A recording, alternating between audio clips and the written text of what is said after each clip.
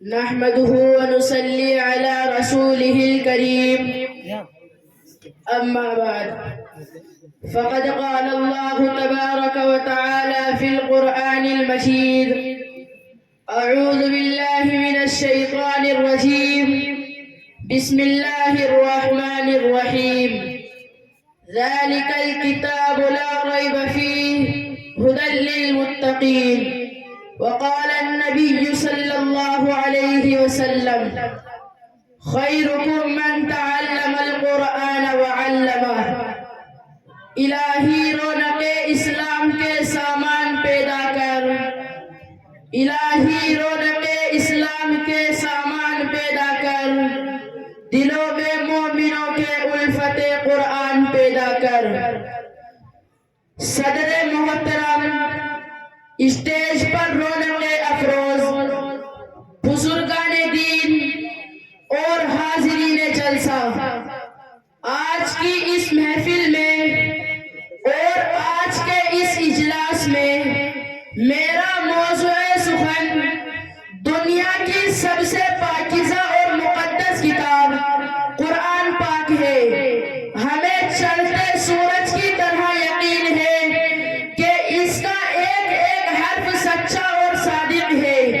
وہ قرآن پاک جس کی زبان مقدس اور بیان مقدس اور جو فصاحت و بلاغت کا ٹھٹھے مارتا سمندر ہے جس کے متعلق ارشاد بانی ہے کہ